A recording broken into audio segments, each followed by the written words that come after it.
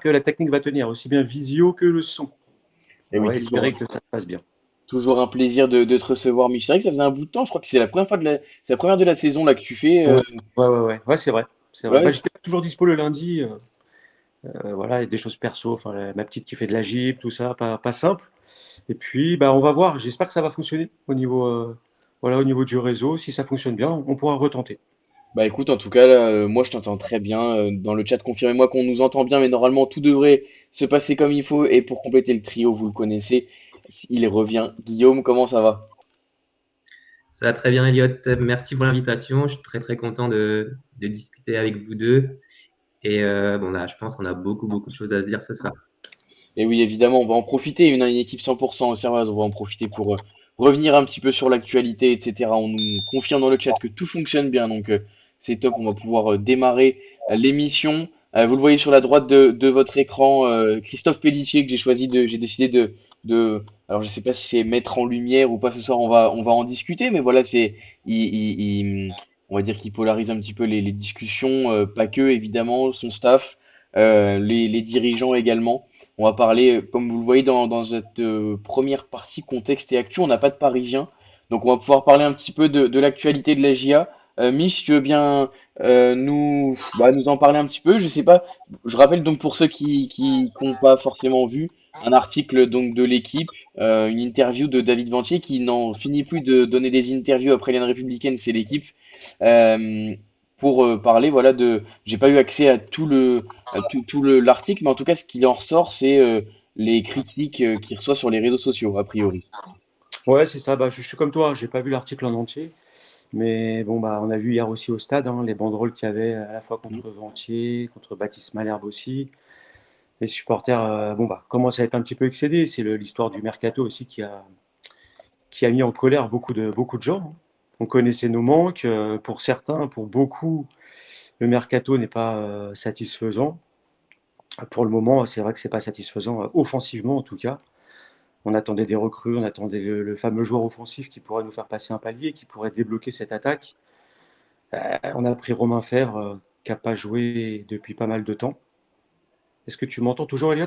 Ouais, ouais, je t'entends, mais ah oui, il y a Guillaume Ouais. Guillaume qui est parti, mais moi je t'entends nickel, Mich, t'inquiète pas. Guillaume, Ah, je ok, pense, parfait. va revenir. Il a sûrement bugué de son côté. T'inquiète. Ouais, c'est ça. Ouais, bah, on attendait ce joueur offensif qui pouvait faire la différence. Moi, j'espérais, tu le disais souvent dans les émissions, moi, j'espérais, je voulais absolument Perrin parce que pour moi, c'était le joueur plus qui aurait fait la différence, qui aurait réveillé notre attaque.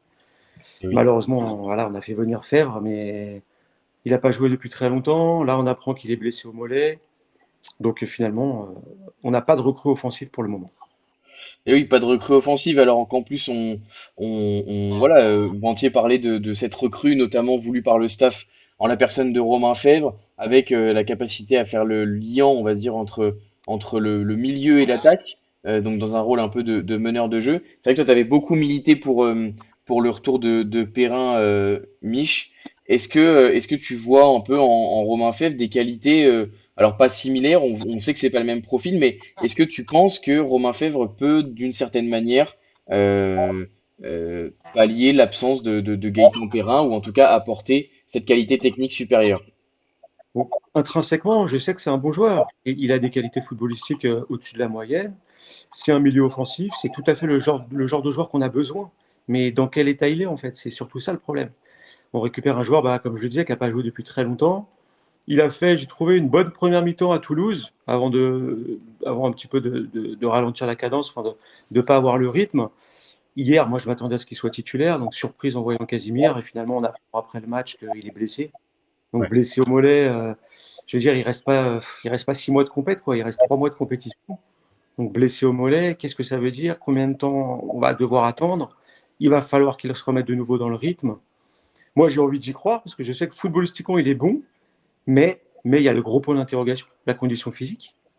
Évidemment, évidemment. En plus, comme on sait que c'est un prêt sec sur le court terme, évidemment, on espère que l'apport sur le terrain va être relativement rapide, parce que on sait que fin de saison, il repartira quoi qu'il en soit, Romain Fèvre. Donc voilà, on espère qu'il pourra au moins apporter un petit peu. J'en profite pour souhaiter la bienvenue à Monsieur Sapiens qui dit le Mich 2.0. On entend parfaitement, l'image est bien nette, incroyable. Bonsoir à tous. Euh, Salut Flo. Guillaume, est-ce que tu nous entends bien? Je crois qu'il y a eu un petit bug, mais normalement tout est rétabli.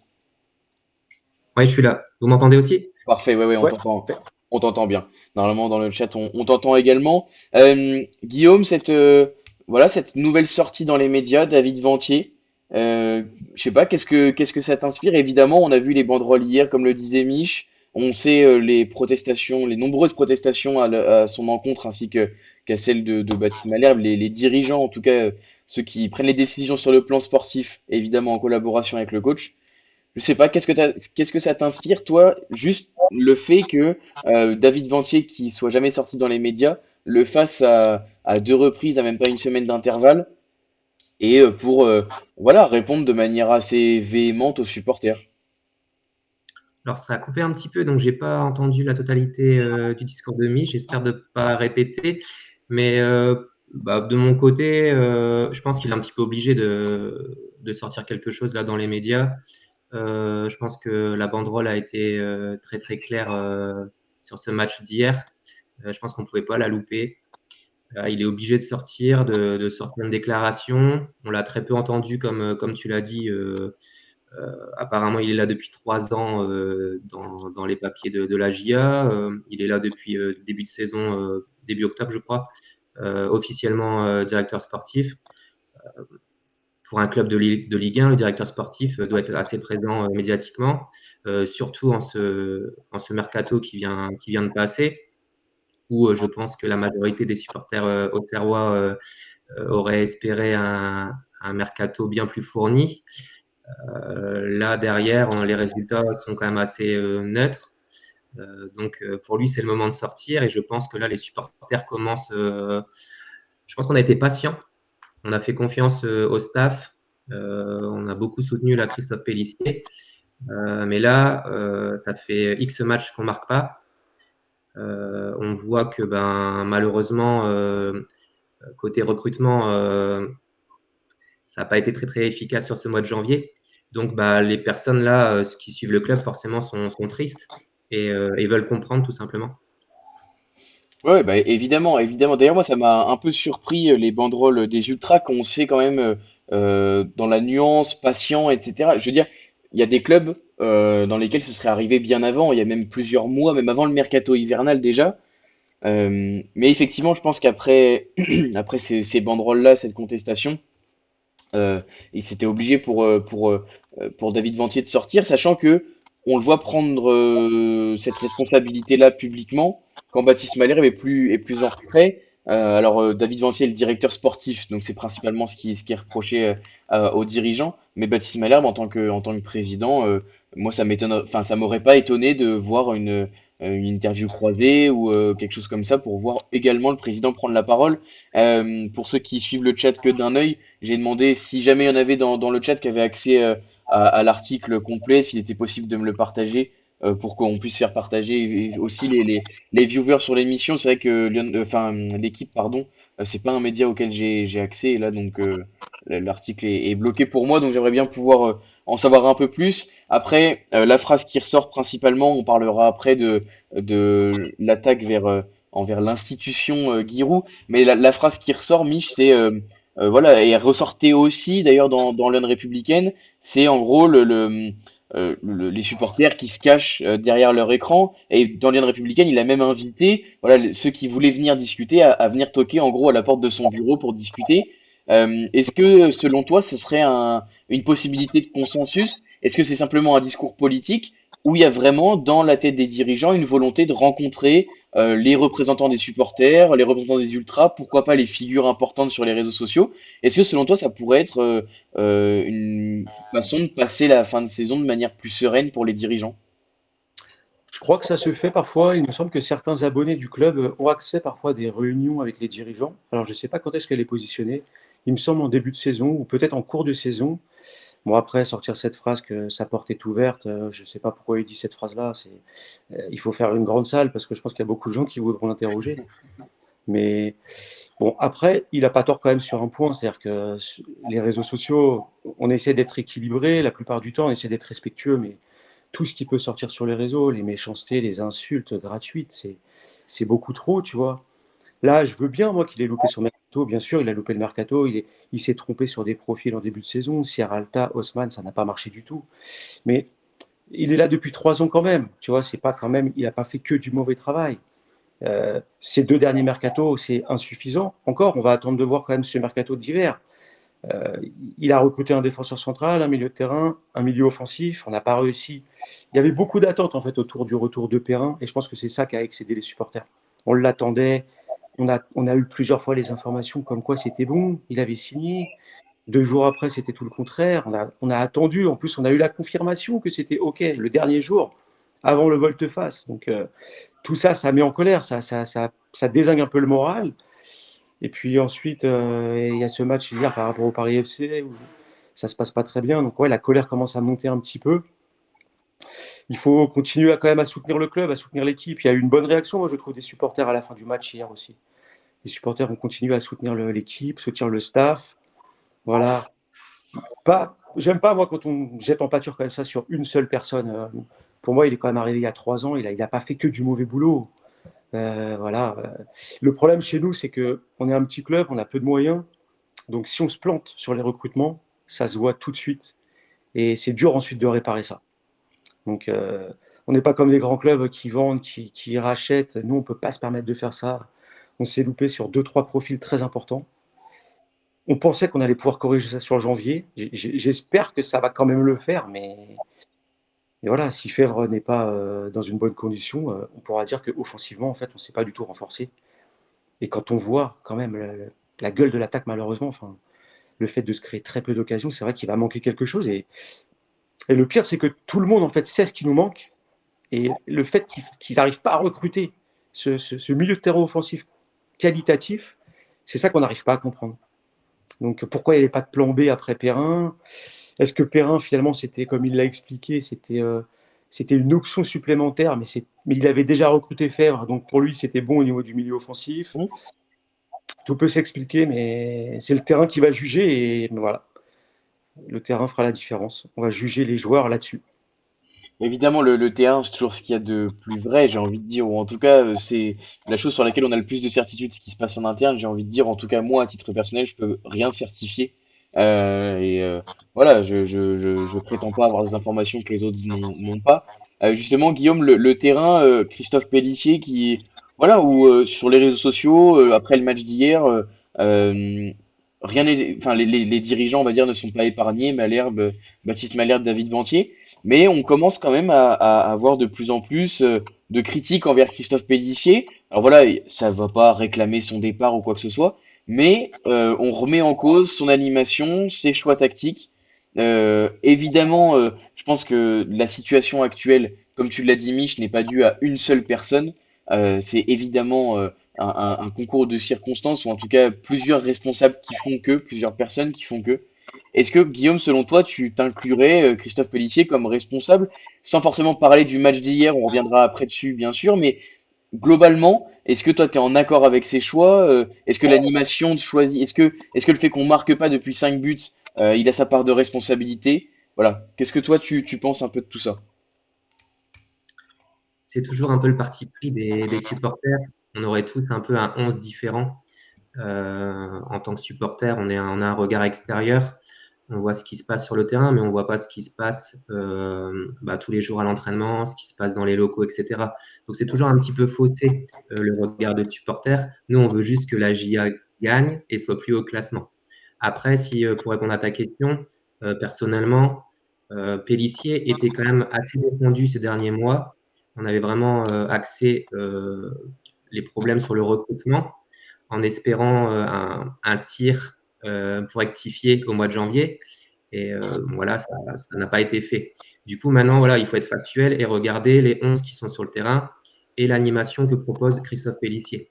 Sur le match de Lens et le match du PSG, je peux comprendre qu'il repasse à 5, qu'il veut, lui, gérer un peu le côté défensif et dire, voilà, on y va, si on peut prendre un point, c'est parfait. Mais bon, l'animation offensive, ça passe après. Je peux comprendre. C'est pas très très courageux, mais je peux comprendre. Surtout que Lens était en pleine bourre à ce moment-là, et le PSG, voilà, on connaît, le PSG, ça reste le PSG. Sur le match de Toulouse, pareil, il reste un petit peu sur un schéma défensif. Et sur ce match, où je ne comprends pas là, et pour moi, il y a un petit point de rupture, c'est ce match du PFC où il repart à 4. Mais pour moi, il met 3 milieux défensifs. Alors Owuzu, qui n'avait pas joué depuis un moment, c'est un milieu défensif. On connaît sa faiblesse technique. Il essaie de jouer toujours en une touche de balle, mais pour moi, il n'a pas le niveau à jouer en une touche de balle et il perd quand même beaucoup de ballons. Et je trouve que dans l'impact, contrairement à la saison dernière, peut-être qu'il est un peu plus gêné par des blessures récurrentes, mais je le trouve beaucoup moins impactant.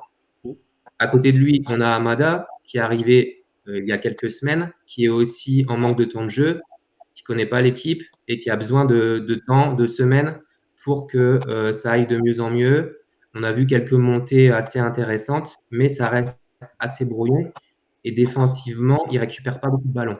Et on a Kevin Danois qui explose l'année dernière, fait une saison assez incroyable. Tout le monde s'enflamme un petit peu sur les réseaux en évoquant 25-30 millions. Cette année, j'ai vraiment l'impression que je l'avais déjà dit, mais que c'est son cousin qui joue. Moi, je le trouve totalement inexistant depuis quelques mois. Je pense peut-être que je l'ai vu peut-être jouer, c'est personnel, peut-être 3 fois faire un bon match cette année. Je trouve qu'il est fantomatique au milieu de terrain. Apparemment, il a une très très bonne VMA et apparemment une très très bonne caisse. On ne le voit pas actuellement. Quand un adversaire passe à côté de lui, on ne le voit pas aller au contact, ce que fait par exemple Owuzu. On a l'impression qu'il laisse passer. Offensivement, il a plus cette caisse pour apporter offensivement. De toute façon, on voit l'équipe, elle est coupée. Sur le match du PFC, on a 4 défenseurs, 3 milieux défensifs. Et le reste, voilà, c'est débrouillez-vous. Donc, Sinayoko et Namaso viennent chercher les ballons au rond central. Et il n'y a pas de lien entre cette défense milieu et l'attaque. Et c'est au petit bonheur la chance. C'est un exploit individuel de Namaso qui est très très courageux. C'est un débordement de Si qui fait des matchs assez incroyables sur son côté droit, mais il est totalement esselé. Voilà, on avait le choix Casimir, on y reviendra. Et voilà, Sinayoko, Namaso partent du milieu de terrain et débrouillez-vous. Owuzu ne suit pas, Amada ne suit pas, Danois ne suit pas, ou quand ils suivent, ils jouent derrière pour faire tourner un peu comme du handball et faire passer le ballon de l'autre côté. Mais à aucun moment, les 3 milieux font un appel vers l'avant pour rentrer dans une brèche et justement pouvoir libérer Sinayoko et qu'il puisse enfin se positionner dans la surface. On n'a pas d'attaquant. On a l'impression qu'on joue avec des défenseurs et des milieux et il n'y a personne devant. Ouais, non, non, mais ça, je suis complètement d'accord avec toi. Et justement, on en parlait la semaine dernière dans l'émission de pourquoi pas garder cette forme de 4-3-3 qui a été empruntée par Christophe Pellissier encore hier, mais de basculer potentiellement, par exemple, Namasso au milieu de terrain. Et finalement, on a conclu, ou en tout cas, on a consenti sur le fait que redescendre Namasso au milieu de terrain, c'est bien, mais vu le nombre de milieux qu'on a et le peu de nombre d'attaquants qu'on a, ça implique titulariser Mara, par exemple. Euh, Là, El Azzouzi était suspendu. Sur le banc, il y avait Dioussé. Mais je sais pas, est-ce que ça peut être une solution selon toi? Ou un 4-2-3-1, comme on l'a vu je crois que c'était les 20 dernières minutes, où Namasso était plus en retrait de Mara, avec pourquoi pas, effectivement, M. Sapiens le dit, là, il nous manquait El Azzouzi, qui, je trouve, apporte quand même une qualité technique au milieu de terrain, au Wusu danois, à Amada. Je trouve qu'il y a quand même une forme de qualité technique en plus chez El Azzouzi. Mais je sais pas, est-ce que selon toi ça pourrait être cohérent de voir Namasso, on connaît sa qualité de haut but, on connaît sa qualité dans les petits espaces, etc., de l'intégrer dans ce milieu de terrain, à condition du coup de titulariser Casimir, Koulibaly ou Mara en fonction de l'animation que le coach souhaite. C'est ça, moi, de mon côté, le 4-2-3-1, forcément, tu joues plus offensif. Parce que les deux, tu peux garder Ouzou qui se met un petit peu en troisième, tu sais, centraux, un peu comme le PSG fait, et voilà, va au milieu des deux centraux pour proposer quelque chose. Tu peux libérer Danois un petit peu au milieu de terrain en 8. Et après Namasso qui pourrait être juste derrière l'attaquant, un peu comme il fait au Cameroun, et qui resterait un petit peu en 10-9,5 avec une pointe devant. Alors, comme tu le dis, forcément, on est très limité devant et il faudrait faire jouer Mara ou Rodin, mais Rodin manque d'expérience. Mara, voilà, c'est compliqué aussi. Il a quand même peu de temps de jeu. Là, ces derniers matchs, comme on le disait en off, les changements sont très très tardifs. Donc moi, je veux bien qu'un attaquant rentre, mais à la 85e minute, qu'est-ce qu'il va apporter? Rien du tout. Donc un attaquant, il a besoin de confiance, il a besoin d'enchaîner des minutes, il a besoin d'enchaîner des occasions, il a besoin de se trouver avec ses offensifs. Et Mara, pour l'instant, à part à l'entraînement, mais en match, ben, il n'y a personne qui le trouve puisqu'il ne joue pas. Donc avoir ce Namasso en 9,5-10 qui pourrait créer justement ce lien entre la défense et le milieu de terrain. Et pour moi, libérer Sinayoko sur un côté qui aime bien venir chercher le ballon en Ligue 2 et même en début de Ligue 1, il était très très bon sur ce côté gauche. Et pour moi, tu fais passer Koulibaly à droite, qui est avec son explosivité pourrait apporter quelque chose.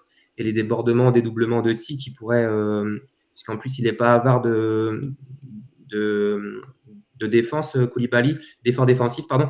Il va forcément compenser peut-être les dédoublements de Si, ça peut être intéressant. Mais oui, il faut une pointe devant qui doit être à la réception des centres. Et surtout quand Sinayoko et Namasso viennent chercher le ballon à peu près au rond central parce qu'ils aiment bien quand même toucher le ballon, bah, tu as quand même ce joueur en pointe Oui. qui peut faire des appels et faire reculer cette défense. Puisqu'en fait, bah, là, les adversaires, ils nous attendent, c'est facile. La défense, elle monte un peu au milieu de terrain et bah, débrouille-toi, tu as le milieu défensif à passer, la défense centrale à passer. Voilà, il n'y a personne qui est capable de faire ça actuellement. Ouais, je suis complètement d'accord avec toi et Jérémy qui rajoute dans le chat en plus qu'on va devoir tenter de gagner sans Namasso à Metz. On reparlera évidemment de son match d'hier, mais on connaît évidemment ses qualités. C'est vrai que ça va être d'autant plus compliqué et pour le coup, le coach va être obligé de faire des choix. Et Monsieur Sapiens précise sans Fèvre, sans El Azouzi, parce que c'est vrai qu'El Azouzi, on parle quand même d'une entorse au genou, donc d'ici la semaine prochaine, ce sera pas terminé. Pour Fèvre, on parlerait d'une gêne à la cuisse, au mollet, pardon. Donc ça pourrait le faire pour Metz. Mais c'est vrai que devant, ça va être compliqué. Si Fèvre et Namasso ne sont pas aptes, le coach va être obligé de faire des choix. Pourquoi pas titulariser Sekou Mara. Juste, j'ai eu un petit accès bref à l'article de David Ventier. En gros, c'est à peu près un copier-coller de l'article Lyon Républicaine où en gros, voilà, c'est les choix du coach. Il rappelle qu'il a remis de l'ordre dans le vestiaire quand il y a eu des petits malentendus. Par exemple, à la mi-temps à Strasbourg, il dit que voilà, il a eu d'écho de deux groupes de joueurs, deux qui voulaient aller plus chercher, d'autres qui voulaient plus conserver le résultat. Il y avait 0-0, il me semble, à la mi-temps à Strasbourg. Donc voilà, en gros, c'est un copier-coller en disant que la GIA ne peut pas exister sur un poste de numéro 9. Qui s'étaient renseignés par exemple sur Esteban Le Paul qui est parti pour 15 millions ensuite à Rennes et que sur ce marché-là, la GIA ne pouvait exister avec ses moyens. Malheureusement, c'est aussi la capacité de faire des coups, la capacité de scouting, etc. Je trouve que se cacher une certaine manière derrière les moyens affaiblis, évidemment, on le sait, c'est quelque chose d'identifié à Auxerre, on ne peut pas rivaliser avec des clubs plus intéressants. Mais par contre, dire qu'on peut pas recruter d'attaquants avec les moyens qu'on a, quand on vient de vendre Matondo 17 millions, bon, la vérité, c'est aussi qu'on n'a pas vraiment voulu mettre 1,5 million sur Perrin qui est parti pour son temps à la Lille, etc. Bon, après, encore une fois, je rappelle qu'on ne sait pas exactement ce qui se passe en interne. Mais enfin, globalement, c'est quand même très très proche de ce qui s'était dit dans l'Union républicaine la semaine dernière avec un discours relativement politique. Euh, Juste un petit mif pour finir sur contexte et actu, puis on passera ensuite plus sur le match, spécifiquement le match face au PFC, avec quand même une petite parole pour Giroud, voilà, en disant qu'il le respecte, alors que enfin voilà, selon plusieurs personnes présentes aux entraînements, etc., il y aurait eu une altercation, voire des insultes, etc., avec Giroud qui est aussi assez piquant, on va dire, avec Ventier qui était sorti je crois que c'était l'Est Éclair il y a quelques mois, en disant que en gros il était marchand de voiture, mais pas mieux que ça. Ah, attends, parce que je ne t'entends pas, Mich. Euh, Guillaume, tu l'entends, Mich? T'entends Mich ou pas? Non, Est-ce que c'est possible pour toi de quitter et revenir, Mich? Ou alors de voir dans les paramètres, mais normalement quitter et revenir, ça devrait le faire. Guillaume, du coup, si pendant que Mich nous rejoint, parler un petit peu de la relation conflictuelle entre Giroud et David Ventier. Giroud, voilà, Ah, peut-être qu'on entend Mich. C'est son bébé, la GIA. Faut être honnête, je pense qu'on serait pas là ce soir en train de discuter de la JOCR s'il n'avait pas fait tout le boulot qu'il a fait. Ça reste une icône et ça restera une icône à vie pour la JOCR.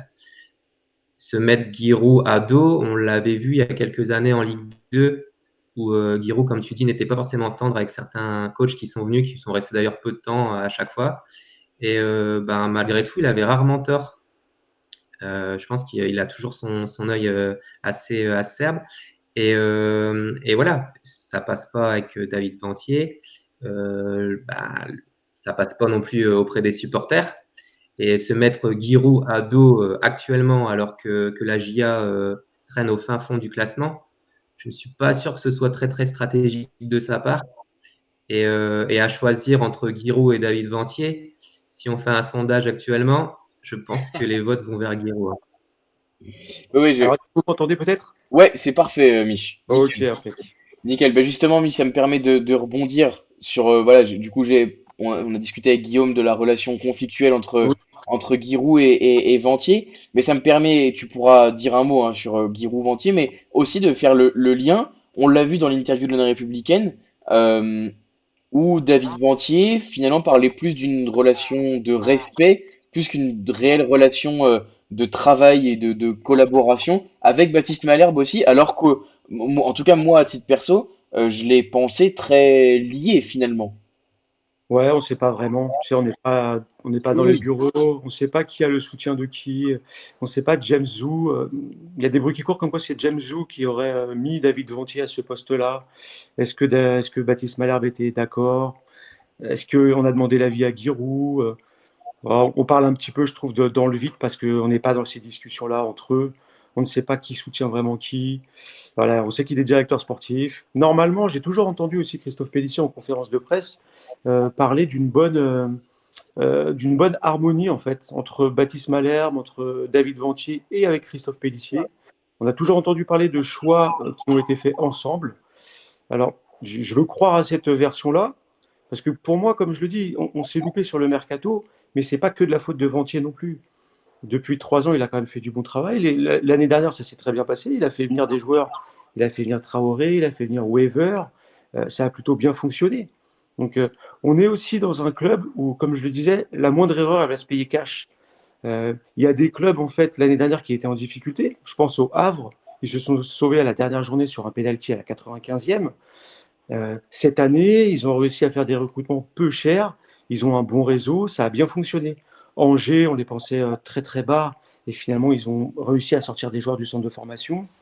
Mais le lot des petits clubs, c'est ça, c'est que tu te trompes et tu vas subir une saison très très difficile. Et c'est notre cas. L'année dernière, beaucoup de clubs devaient nous envier et cette année, nous, on va envier d'autres clubs. C'est c'est très très dur de réussir son mercato, surtout quand on a peu de moyens. Et encore, je trouve qu'on arrive à faire sortir des jeunes, donc le centre de formation est performant. Il- Tout n'est pas à jeter. Ce qui est vraiment déplorable, c'est que si tu mets dans l'équipe actuelle Perrin et Traoré, l'équipe, elle n'a pas la même gueule et, et tout change en fait. Donc tout dépend de ces deux joueurs-là sur l'animation offensive. Parce que la défense, on peut dire ce qu'elle veut, elle tient la route la défense. On est dans les 10 premières défenses de Ligue 1. Hmm. Donc c'est terrible, c'est-à-dire que c'est très bien. Le milieu de terrain, c'est pas trop mal, ça joue au ballon. Malheureusement, hier, quand j'ai vu l'absence d'El Azouzi, c'était une catastrophe. Parce que El Azouzi, c'est le métronome de l'équipe. Hmm. Mais ce joueur, il est bien trop souvent blessé. Donc malheureusement, on ne va pas pouvoir compter sur lui trop souvent. El Azouzi, avec Danois au milieu de terrain, c'est quand même assez correct. Euh, j'oublie Owusu, El Azouzi, voilà, Danois, c'est le trio qui est très correct. Voilà. Pour moi, là où c'est devant que ça pose problème. Devant. Et par exemple, Mara je ne sais pas, il apporte absolument rien.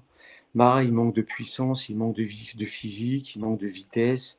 Je le trouve même limite techniquement quand il joue dos au jeu, il loupe des contrôles faciles, il a des difficultés dans la conduite de balle.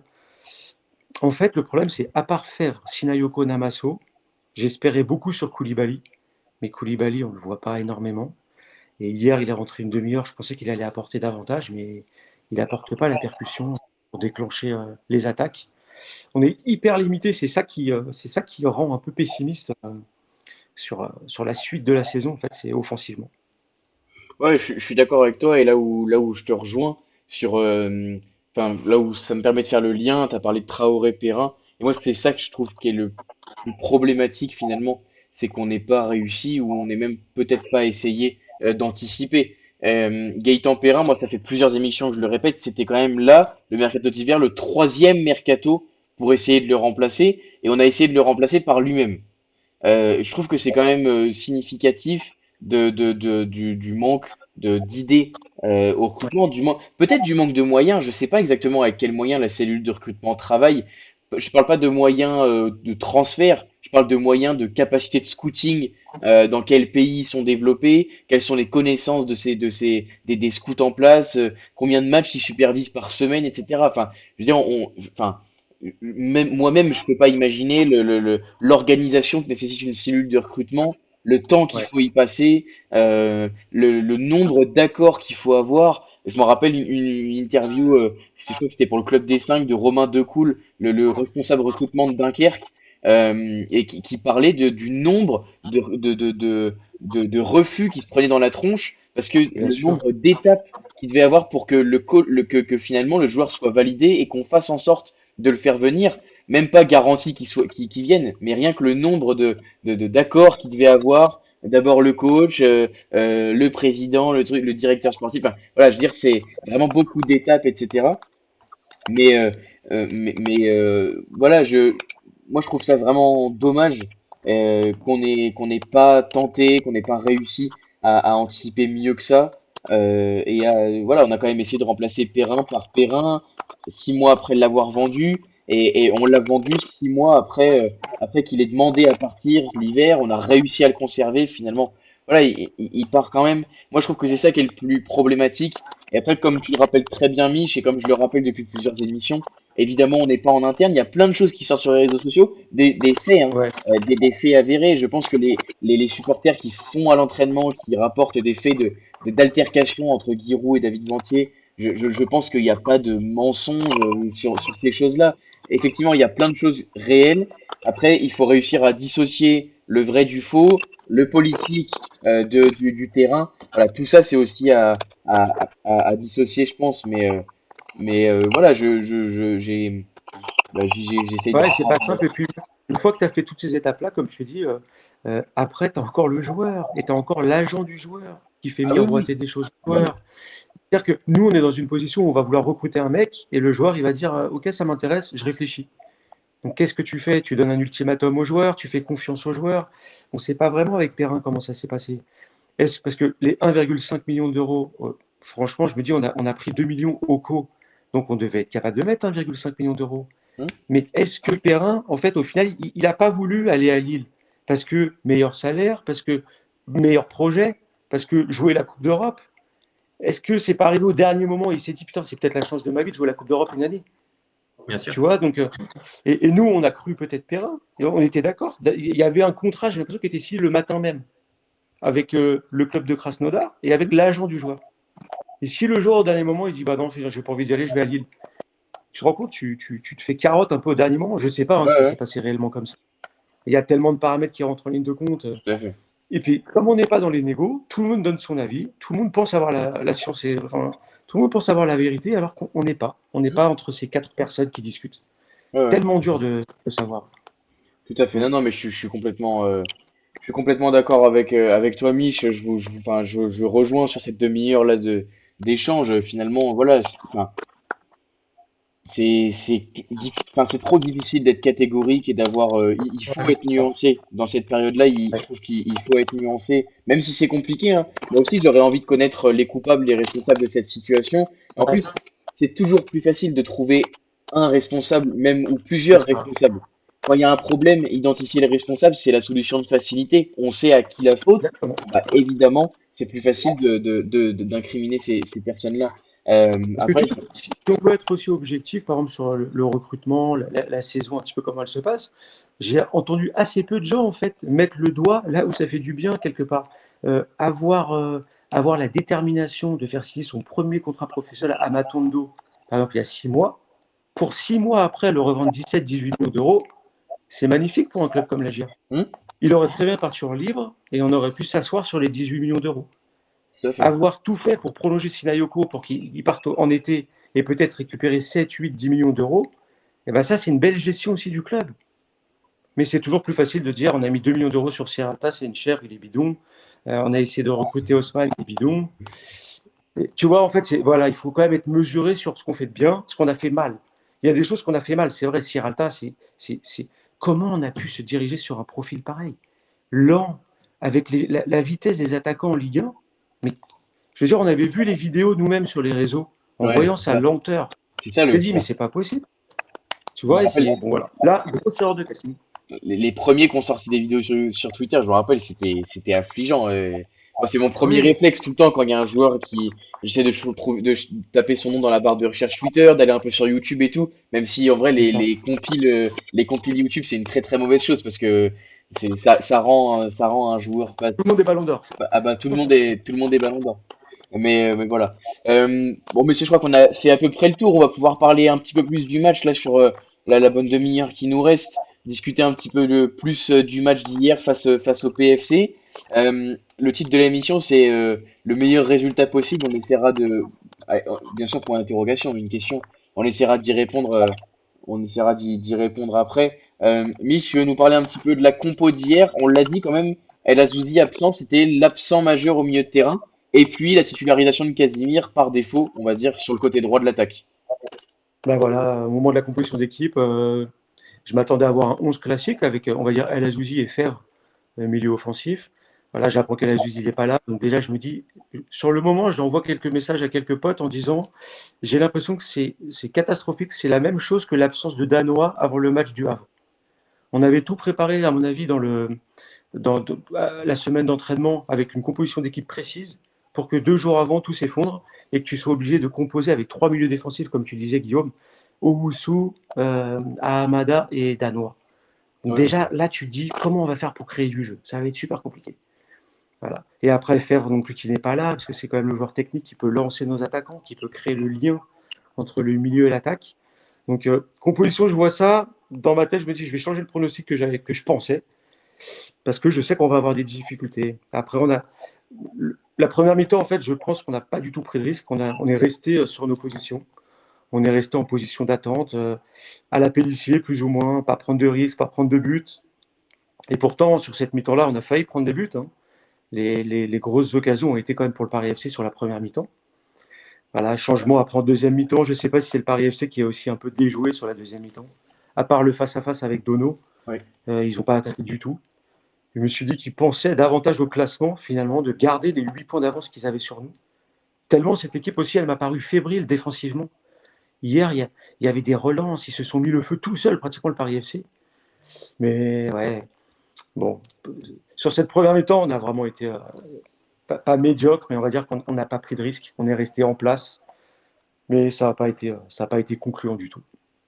Ouais, non, je suis d'accord avec toi. Et ça, on passe directement sur le côté de performance collective. On a été prudent sur la première mi-temps. Je trouve que d'habitude, c'est plutôt l'inverse. Première mi-temps, on essaye d'aller À chercher haut. l'extérieur, Je me rappelle voilà, à Lens, j'allais dire, même contre Paris. Bon, moins qu'à Lens, mais on a essayé d'aller ouais. chercher haut à Lens. On essayait de les À Lens et à déranger. Toulouse. Ouais, À c'est vrai. Lens et à Toulouse, les deux matchs à l'extérieur, on a été performants en première mi-temps. Avant de lâcher prise un peu physiquement et de se laisser dominer, pas par choix, mais parce que l'autre équipe sonnait un peu la révolte. Alors que contre Paris, rappelle-toi, en première mi-temps, les 10 premières minutes, ils peuvent mener 3 ou Ouais, 4-0. ouais, Les c'est vrai, 10 c'est vrai. premières minutes, c'est catastrophique. Mais c'est Et vrai après, ouais, c'est vrai, Guillaume, on avait plus l'habitude de voir cette équipe-là, justement, essayer d'aller chercher haut sur la première mi-temps. Là, c'était autrement, c'était plutôt sur la première, enfin, non, sur la deuxième mi-temps, pardon. Sur la deuxième mi-temps, on a essayé d'aller chercher plus haut, on les a dérangés, on a quand même, c'est là qu'on s'est procuré le plus d'occasions. Ouais, sur la première mi-temps, je suis d'accord avec Mich. Le jeu était assez médiocre. Après, il faut pas oublier que ces derniers matchs, dans les premières minutes de jeu, je pense que contre le PSG, c'était la 1 minute 30 où Barcola il peut marquer. Ouais. Il y a pas mal de matchs comme ça où on se fait peur depuis le début de saison, où dans les 5 premières minutes, l'équipe adverse, elle peut marquer si elle le souhaite. Et quand tu es un joueur pro, tu es déjà dans une phase extrêmement négative, que tu es au fin fond du classement et avec toute la pression qui est exercée forcément au quotidien, quand tu rentres sur le terrain, tu as un petit peu les jambes qui tremblent, quoi. Et comme il n'y a pas de leader, et pour moi c'est un gros problème, il n'y a aucun leader dans l'équipe. Je parle même pas de leader technique, juste un leader. Pour moi, Elisha Ouzou, actuellement, alors humainement, c'est peut-être quelqu'un de très bien, mais sur le terrain, c'est pas un leader. Il a déjà un petit peu du mal avec ses performances individuelles. Un leader, déjà, voilà, faut qu'il soit en place sur le terrain. Et après, voilà, les autres suivent un petit peu parce que c'est un modèle, c'est un exemple. Ouzou, actuellement, est extrêmement fragile, souvent blessé. Il a quand même peu joué cette saison. Il est capitaine. Le capitaine, le vice-capitaine, c'est Dono. Dono, voilà, il est gardien déjà, dû à sa position, c'est compliqué d'être leader sur le terrain. Et en plus, c'est quand même quelqu'un qui est assez introverti. Donc peut-être qu'il est un peu écouté dans le vestiaire, mais en tout cas sur le terrain, on le voit sur chaque corner. En plus, les corners, c'est pas son fort parce qu'il sort jamais. Voilà, il n'a pas ce coup de gueule à donner au bon moment pour restructurer le jeu, pour donner un petit coup de fouet aux personnes qui sont un petit peu dans le dur, donner de confiance aux jeunes, etc. On n'a pas ce joueur-là. Donc, du coup, un petit peu, tu as l'impression que on fait circuler le ballon comme une équipe d'handball. Et bon, au petit bonheur à la chance, on va avoir un petit exploit individuel quelque part. Mais pour moi, il y a un souci de confiance et ça se ressent et le coach en parle souvent. Alors bon, à terme, c'est un peu, je vais rester poli, embêtant d'écouter ça à chaque conférence de presse. Voilà, on joue bien, mais il y a un problème de confiance, etc. Voilà, en tant que supporter, c'est frustrant. Tu commences le match, tu regardes la composition d'équipe, tu fais bon, voilà, il y a déjà des joueurs. Bon, moi, personnellement, j'aurais aimé voir Oko, par exemple, puisque c'est un joueur que je connais assez bien et je sais qu'il pourrait nous apporter justement par ce côté impactant. Quand tu as des joueurs à côté de toi qui se donnent du mal, qui vont au charbon, qui vont mettre le pied quand il faut, etc., mine de toi, ça joue sur toi et sur ton jeu et tu dis, ouais, il y va, je vais y aller aussi, quoi. Et c'est comme ça que tu crées un esprit. Ce qui se passe actuellement à Lens, tout simplement, ils sont en haut de classement, ils n'ont pas un jeu flamboyant, mais par contre, ils se battent les uns pour les autres, quoi. Et actuellement, j'ai plus l'impression que nous, on regarde le copain, mais on ne joue pas les uns pour les autres. Et du coup, cette première mi-temps, c'est bon, voilà, on est dans le mal, il faut gagner, mais avant tout, il ne faut pas prendre de but. Donc, on va sécuriser. Et après, peut-être qu'on va jouer parce que le PFC se restructure, a eu beaucoup de changements ces derniers mois. Là, ils avaient leur nouvel attaquant italien qui vient d'arriver, qui n'a pas beaucoup joué cette saison. Voilà, donc ils n'ont pas d'automatisme non plus. On aurait dû en profiter. Et bizarrement, on n'a pas profité parce qu'on joue un peu avec la peur au ventre. Ouais, parce qu'aussi, on sait que si on prend un but, comme on marque pas, c'est une catastrophe pour nous de prendre un but. Donc ça doit jouer dans les têtes. Ça doit jouer dans les têtes, c'est certain. Bon, après, Lens, quand même, ne minimise pas parce qu'il y a quand même des joueurs de talent dans cette équipe-là sur toutes les lignes. Oui, bien sûr, bien sûr. Mais je parle vraiment de l'esprit, tu sais, l'esprit solidaire que doit avoir une équipe. Lens, tu vois, c'est pas le PSG. Là, quand même, moi. Je trouve qu'on a l'esprit solidaire. On n'a pas de joueurs qui trichent sur le terrain. On a juste des joueurs, pour moi, limités, un peu faibles pour faire la différence, mais il n'y a pas de joueur avec un mauvais état d'esprit. Il y a surtout Casimir, des fois, qui revient en boucle chez les supporters. Mais je trouve pas qu'il y ait des joueurs avec un mauvais état d'esprit. On est juste limité, en fait. Et surtout, je trouve qu'on est limité devant. Pas de joueurs pour faire la différence, pour créer quelque chose. C'est là où le bas blesse, finalement. Parce que, comme je disais, la défense, elle est très correcte. On a même des jeunes joueurs en réserve. Sioué, Senaya qui a perdu sa place. Le Gros qui est très fort. Qui ça? Le Gros, qui est pour moi un défenseur très jeune, mais qui est pour moi vraiment l'avenir de la GIA. Ouais. Bon, on l'a pas vu encore au professionnel. C'est vraiment devant. Il nous manque un joueur capable de faire les différences. Ouais, je vous rejoins, messieurs, sur finalement, les causes de cette situation sur le terrain. En tout cas, on les connaît depuis un bout de temps quand même. Mais je veux bien quand même, côté PFC, Gélène en parle dans le chat. C'est vrai que le PFC était quand même bien regroupé. Et je trouve qu'en deuxième mi-temps, c'était quand même très très compliqué avec un bloc très serré.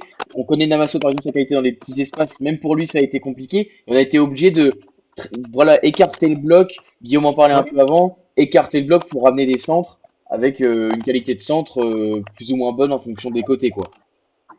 Bah exactement, on a essayé de pousser un peu, hein. On a essayé de pousser un peu, mais comme tu dis, ils étaient recroquevillés.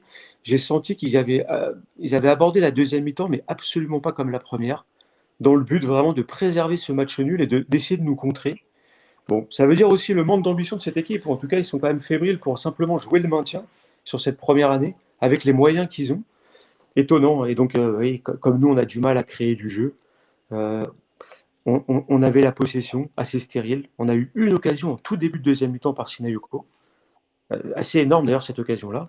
Mais à part ça, je crois que le gardien adverse n'a pas fait d'arrêt. On a eu des situations de centre, on a eu des corners, des têtes pas cadrées, des têtes au-dessus de Sinayoko à la fin.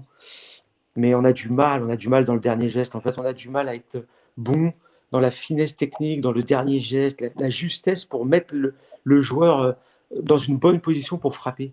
Je me rappelle de quelques contres en première mi-temps aussi où il y a un 1-2 assez facile à faire avec Sinayoko, mais Sinayoko il joue pas bien le coup, il le met pas dans le bon tempo. En fait, plein de petites choses comme ça qui freinent les actions. J'ai remarqué aussi Danois qui d'habitude joue quand même avec des bonnes passes, tu sais, dans le bon intervalle, Mm. euh, dans la course en fait du joueur Ouais, qui fait c'est ça. l'appel. Bah non, C'est là ça. il fait la passe légèrement derrière, ça ralentit toute Mm. l'action. Et du coup, Mm. comme disait Guillaume, après ça repart en possession handball. Tu traverses le terrain de droite à gauche, quelques transversales aussi de Akpa qui étaient directement en touche, quelques dégagements de Léon pareil en touche. Mm. Ah, c'est compliqué de se créer. Alors, comment faire maintenant pour essayer de créer une nouvelle animation? Le 4-2-3-1, pourquoi pas? Est-ce que ça Il faut peut le être une tenter. solution Il faut le de tenter mettre contre un peu voilà, là, on joue de Metz. Il faut absolument marquer parce qu'il faut gagner. Il n'y a pas de secret. Si tu veux gagner, il faut marquer. Notre problème, c'est qu'on ne marque pas. Arrête, j'arrête pas d'entendre ça. Ça fait combien de temps qu'il faut gagner, il faut les 3 points. Ouais, même pas Voilà, marqué. c'est les phrases bateau, mais c'est factuel. Et Ouais, actuellement, pour répondre un peu à ta question tout à l'heure par rapport au coach Elliott, c'est que oui, on était un peu axé sur le mercato, on était frustré, on était un peu triste, etc. Mais si ton équipe elle marque pas, et là ça fait plusieurs matchs, bah, le coach forcément il est pointé du doigt parce que là bien c'est son sûr. dispositif, c'est ce qu'il met en place qui marche pas. Et on n'a pas encore parlé des coups de pied arrêtés, mais pour moi depuis le début j'en parle. Et Elliott, tu le sais, on a un gros problème, c'est qu'on n'a pas de tireur de coups de pied arrêtés et en plus on n'a personne en réception parce qu'on n'a pas de C'est joueur ça de le tête. problème. C'est Donc, ça. tu Et as là, le tu mec as raison sur l'entrée d'Oko. Oko, il pourrait nous servir là-dessus. ouais, qui est assez grand et qui est assez impactant. Mais pour moi, déjà, la base d'une équipe professionnelle, c'est d'avoir deux, trois tireurs. On n'en a pas. Bien sûr. On a essayé tout le monde, même des défenseurs centraux, Akpa, au corner, par exemple. Je me rappelle, j'avais envie d'éteindre ma télé. Et du coup, là, c'est Danois qui les tire, parce que bah, c'est peut-être le meilleur actuellement, Mm. mais qui les Mm. tire, qui met dans une zone, mais c'est pas relativement précis. Et après, de la tête, on n'a personne. Je pense que le meilleur de la Non. tête, c'est peut-être Simayoko au premier poteau, mais ça ne Ouais, il fonctionne y a pas. Diomandé Demandé parfois qui peut s'imposer. une fois par an, une fois par saison. Et derrière, il n'y a personne. Même les Non. coups francs qui peuvent être intéressants, tu sais, sur le côté, un peu à 30-40 mètres du but, Ouais. où tu dis, bon, on va la mettre dans la boîte, etc., ça va créer quelque chose. Bah, en fait, moi, quand je vois un coup franc comme ça, déjà, j'ai peur de qui veut tirer. Et tu le vois, de toute façon, ils y vont à 3-4, c'est toi qui tire, c'est qui tire. J'ai l'impression Ouais, qu'ils ouais. savent pas. C'est vu un match avec Koulibaly qui a essayé sur le coup franc en deux temps de Sinayoko et Namasso, là, contre un corner. Il avait voulu, on ne l'a pas laissé. Après, on le laisse. Tu vois que les joueurs ils sont perdus. Personne ne sait qui doit prendre ses responsabilités. Et après, on envoie. Et bon, petit bonheur à la chance, peut-être que. Mais on n'a personne en réception des centres non plus, quoi. Donc, quand Non, déjà non, tu c'est es ça. dans le mal, dans la possession, dans le fait de créer du danger, déjà tu as du mal dans le jeu. Si en plus, sur les coups de pied arrêtés, et j'ai regardé, on a eu 7 corners. C'est beaucoup, 7 corners. Je pense qu'ils en ont eu 3 le Ouais. PFC. 7 corners, il ne s'est rien passé. Juste, il y a eu une tête dans les arrêts de jeu là où bon voilà, on a vu le filet trembler, on était comme des dingues, mais il se passe rien. Donc si dans le jeu t'es pas performant et tu mets pas en danger l'adversaire, et en plus coup de pied arrêté, bah, tu donnes aucun danger, bah, les équipes adverses c'est tranquille. Et comme tu dis, ça peut venir chercher le match nul tranquillement chez nous. Bah, Ouais, c'est pour ça que tu as cette place-là aussi, hein. D'ailleurs, c'est assez bizarre le paradoxe qu'on a chez nous parce que quand on joue des grosses équipes, on est plutôt performant, on est plutôt bon et on mérite même mieux à chaque fois que les résultats qu'on a eus. Alors que quand tu joues Lorient, tu joues Toulouse, tu joues Le Havre, tu joues Paris FC, tu fais pas un bon match. C'est ça. C'est ça se reproduit. Alors que tu as joué Monaco, tu as joué Lens, tu as joué Lille, tu as joué Paris, tu as joué Lyon, tu as fait des très belles performances, tu ressors de là, mais frustré, énervé de ne pas avoir pris un point. Alors que les matchs précédents, là, contre les équipes que je vous ai nommées, des équipes de notre championnat, bah, tout simplement, on n'arrive pas à faire le jeu. On n'arrive pas à créer le jeu. Donc on a des équipes regroupées qui nous prennent à nos propres pièges, en fait. Donc, ouais, faut, faut rester optimiste en se disant que la vérité d'hier, ça va pas être celle de demain. On a fait des très bons matchs contre des bonnes équipes. Donc, ne pas se dire que le match d'hier, c'est révélateur. On sait qu'on a des manques, mais il faut essayer de rester optimiste quand même. Ouais. La seule explication que moi je pourrais trouver, effectivement, Mich, je te rejoins sur ce problème-là qu'on peut avoir, par exemple, à Lens, on va les chercher très haut, etc. Alors que hier, voilà, il y a des séquences où on essaie de déclencher un pressing, mais enfin, c'est quand même relativement rare. La seule explication que je pourrais trouver, c'est que finalement, contre Lens, on se dit que Lens à Bollard, il n'y a rien à perdre, ils nous reçoivent, ils sont premiers de Ligue 1. Si on arrive à faire un résultat, bon, bah, ce sera toujours ça de prix. Alors que là, le PFC, effectivement, tu te dis, si tu perds hier à la maison contre le PFC, ça fait 11 points. En gros, c'est terminé, quoi. Tu dis au revoir définitivement. C'est peut-être la seule explication que je pourrais trouver, moi, à cette à ce changement-là, mais je trouve ça vraiment dommage. Et en plus, tu sens que dans le vestiaire hier, il y a eu une discussion, il y a eu, voilà, il y a eu une remise en question de l'animation empruntée. Parce que quand les joueurs rentrent sur la pelouse en deuxième mi-temps, tu les sens quand même plus déterminés à aller de l'avant, à aller presser, mettre en difficulté le PFC avec notamment Embo, je trouve qu'il a été en difficulté à la relance côté Ouais. PFC. Voilà, tu, tu vas, t'essayes d'aller les chercher plus loin. Et Monsieur Sapiens a raison, dans le chat, il dit que voilà, le seul truc qui marche en ce moment, c'est les centres de scie au sol. Et on voit contre son camp, c'était contre Lille, je crois, le contre son camp de Mbemba, le but Ouais. de Mara à feinter en amical. Voilà, c'est à peu près la seule chose qui fonctionne en ce moment parce que la zone de ses centres la zone est vraiment très très bonne. La zone est très dangereuse. Voilà, Après, après, tu Ouais, puis sais, les milieux de terrain ne se projettent pas assez aussi devant. Tu le disais, Guillaume, je crois, tout à l'heure. C'est bien vraiment un sûr. problème. C'est un problème de donner des Et c'est solutions en jeu. supplémentaires. En fait, de dépasser sa fonction. De ne pas faire trop du scolaire. Tu vois, de dépasser sa fonction, d'aller aider son pote, d'aller provoquer. Mais si on fait ça, on va se désorganiser. Parce qu'on risque de prendre des contre-attaques aussi. Et Ouais, c'est c'est dans ça. ce sens-là aussi que Wushu, il est important au niveau de l'expérience. Pour essayer tu vois, de garder une certaine stabilité. C'est un mec d'expérience. Mais à Hamada, Danois, ils doivent davantage se projeter devant pour essayer d'aider les attaquants. mm, Parce que de un, Et ça, El Azizi ne le fait pas trop mal. Il le fait pas de trop mal, un, El Azizi, ça, je trouve. tu proposes un appel, et si t'es pas servi, c'est pas grave, tu fais reculer le bloc adverse et tu crées des brèches. Donc cet effort-là, qui peut paraître parfois inutile, est hyper important en fait pour le collectif. Et t'as pas Ouais. ces joueurs-là qui le font. Donc l'équipe, elle est coupée en deux. Et quand tu vois Sinayoko qui contrôle dos au but dans le rond central et qui se retourne, ah, qu'est-ce qu'il va faire en fait? Il y a toute l'équipe adverse à les dribbler. Donc il remet derrière, et voilà, et ça tourne, et ça tourne. Alors on tourne bien, c'est bien, hein. Mais après, à un moment donné, on est bloqué, donc on tente une transversale. Mais une fois sur deux, elle est en touche. Actuellement, tous ces relances, elles sont loupées. mm. Donc, c'est une catastrophe. Donc, même ces moments-là où tu peux garder le ballon, etc., tu les gardes pas, tu rends à l'adversaire.